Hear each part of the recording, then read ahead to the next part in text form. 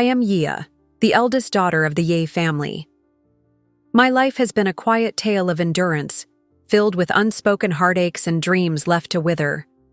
When my mother passed away, I was just a child, forced to grow up under the cold indifference of my father, who saw me as nothing more than a pawn in his pursuit of power and prestige.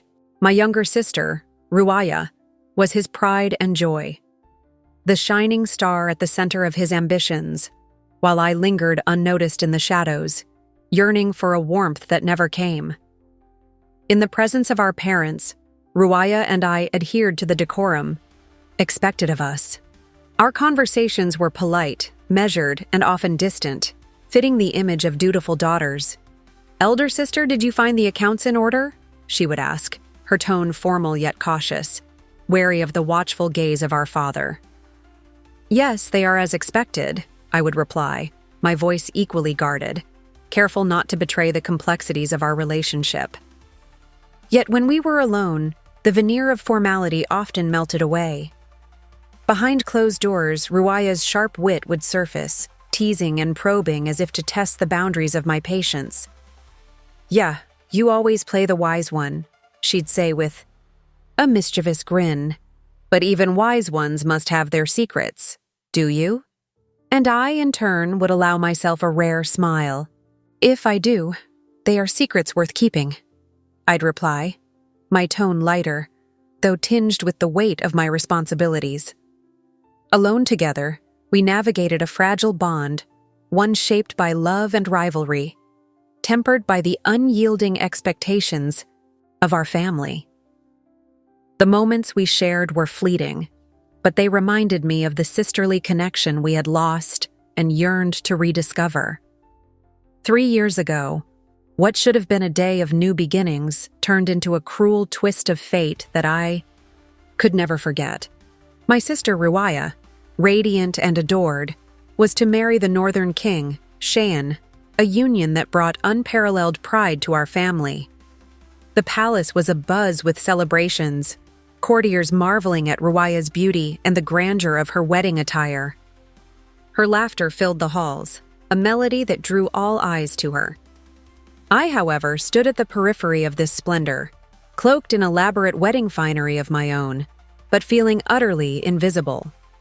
My fate was far less illustrious. I was to marry Son Tingi, a poor scholar dismissed by my father as a nobody. The contrast between our futures was stark, and the weight of this disparity crushed me. At the grand wedding banquet, my father's praise for Ruaya was loud and unrelenting. "You are the pride of the Ye family," he declared, his voice booming as he raised a toast to her. For me, there were no such words, only a curt glance that conveyed his disappointment. "Yeah," he said tersely.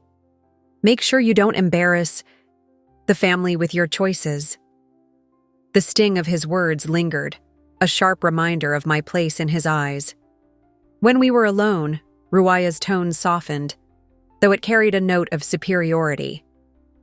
"Elder sister," she began, adjusting her bridal veil, "do you not think it unfair that father favors me so openly?"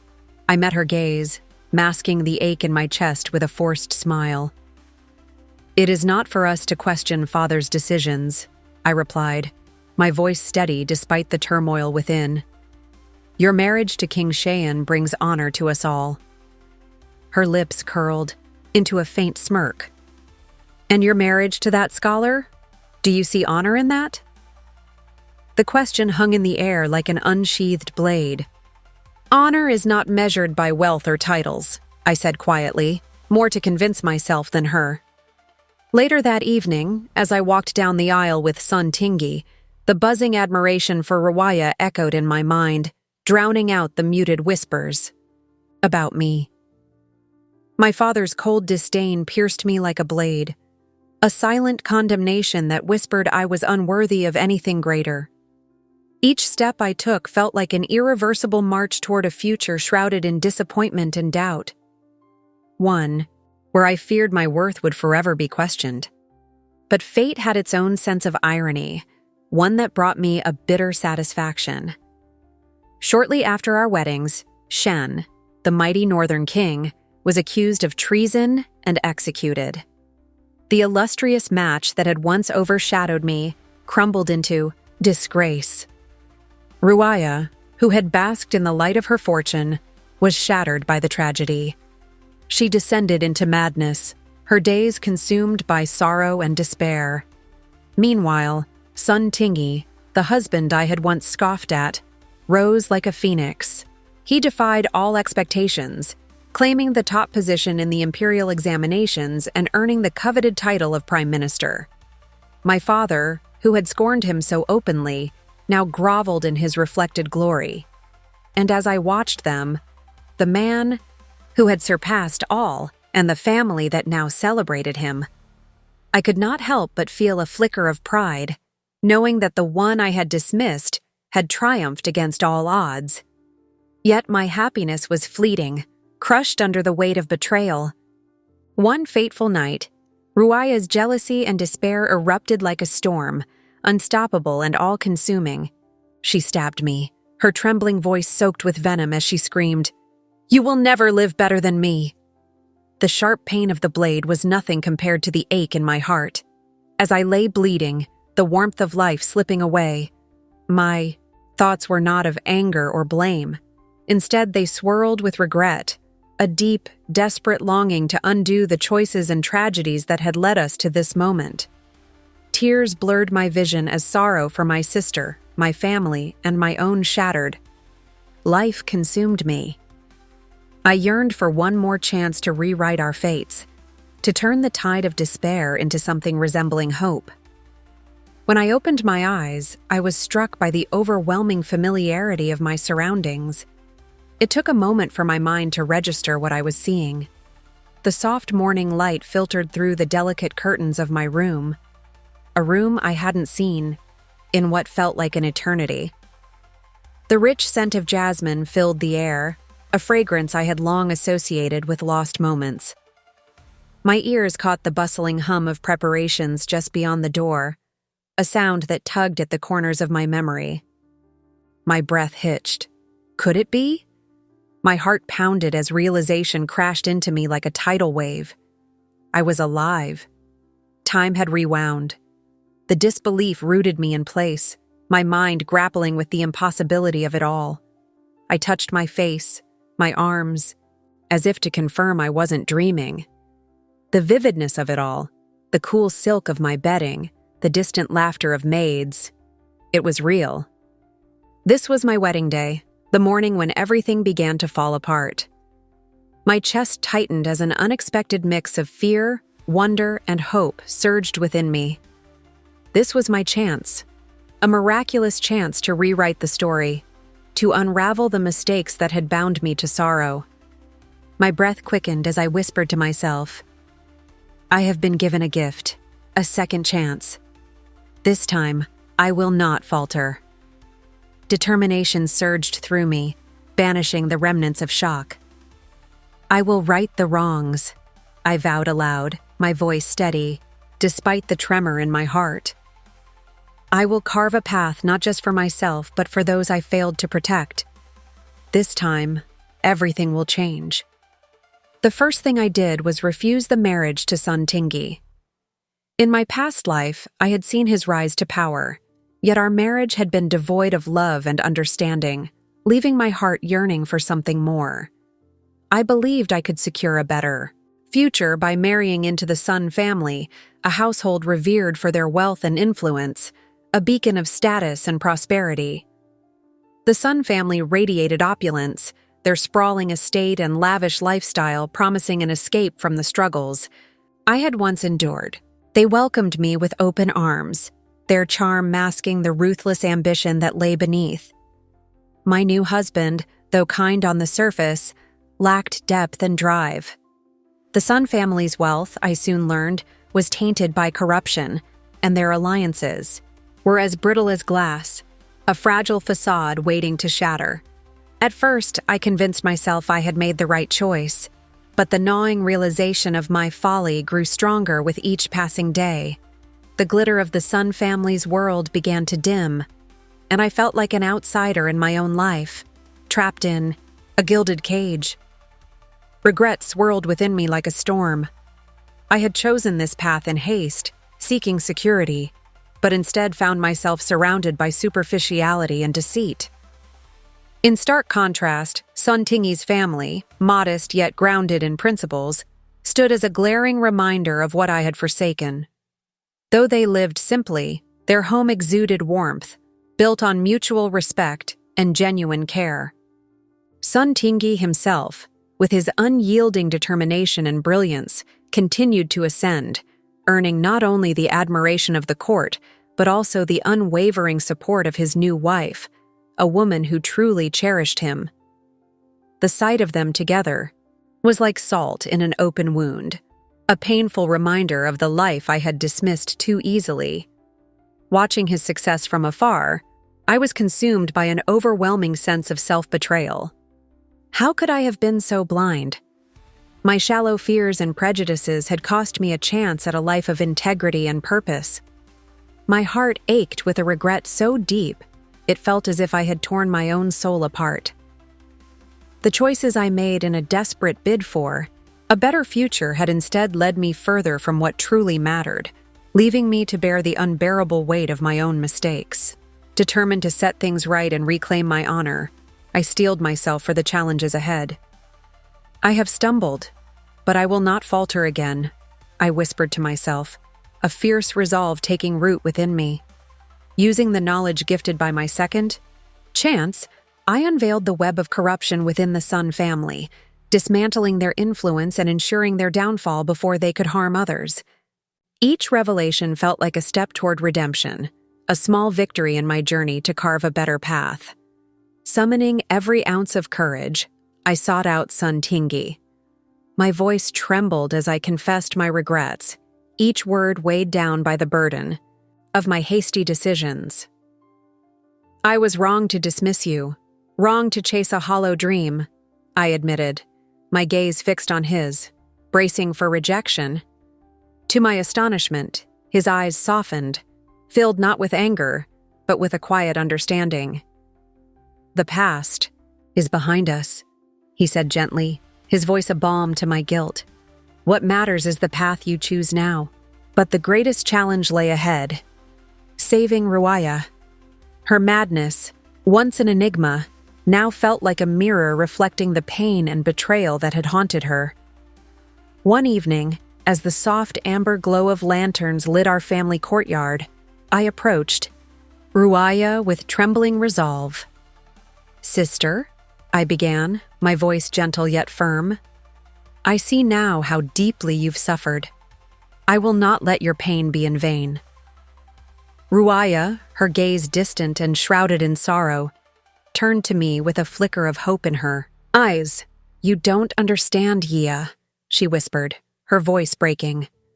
The world took everything from me. Shaen, my happiness. It all crumbled. Her words were a dagger to my heart, but they steeled my determination. I grasped her hands, cold and fragile, and met her tear-filled gaze.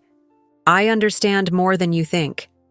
Shaen was wronged, Ruaya, and I will prove it. For you, for him, and for us both.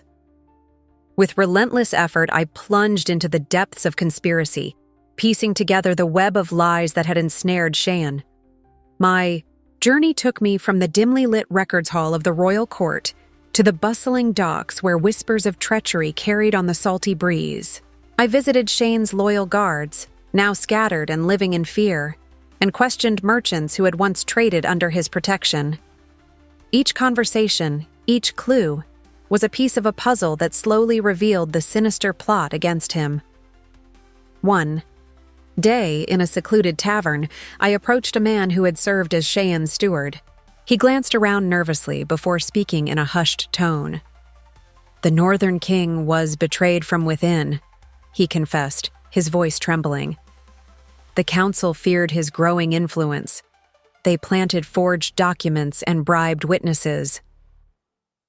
Armed with this revelation, I confronted a former court scribe, an elderly man weighed down by guilt.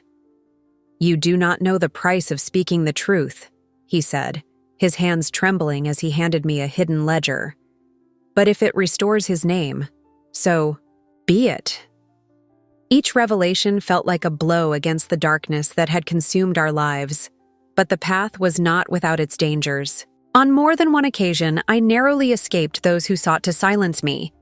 Still, I pressed on, driven by the memory of Ruaya's pain and my own promise.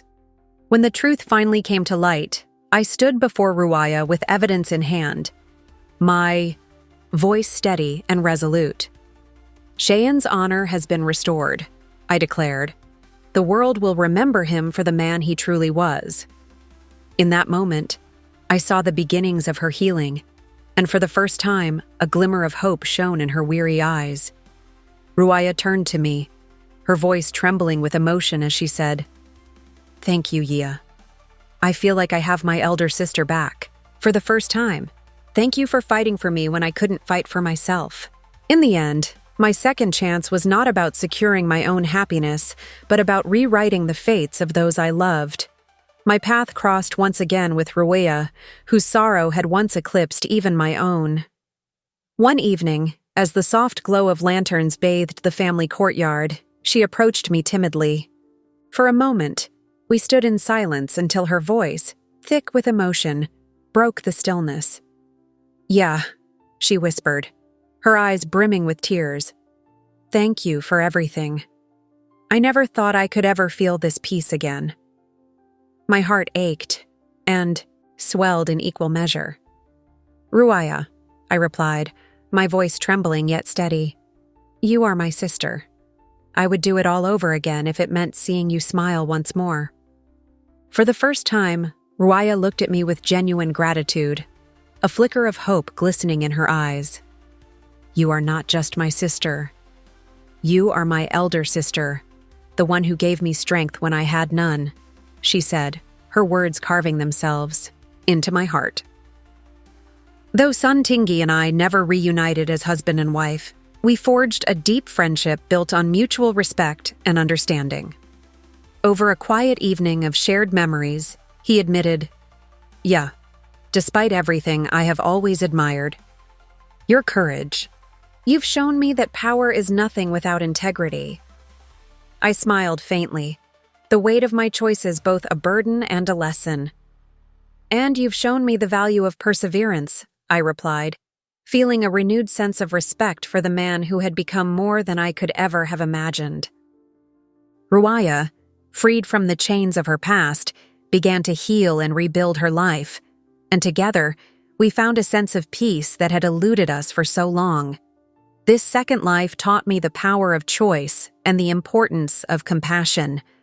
By facing the shadows of my past, I emerged stronger and wiser, tempered by the trials that once defined me. Though my journey was fraught with sacrifice, it brought me an enduring sense of fulfillment and a purpose that no marriage or title could ever provide. As Ruaya and I stood together, united by forgiveness and resilience, I felt the stirrings of hope for a future unburdened by regret. And amidst it all, a chance encounter with a steadfast ally, a royal prince with an air of regality and an intellect as sharp as his sense of justice, hinted at the possibility of a new chapter. Our paths crossed during a gala held in honor of the kingdom's most accomplished scholars, where his reputation for fairness and wisdom preceded him. As we exchanged words, his keen insight and warm demeanor began to unveil a connection that stirred a sense of longing within me. For the first time in a long while, I allowed myself to hope that my heart might find solace in the chapters yet to come. If you like this story, hit the like button and subscribe for more stories like these only at StoryTimes.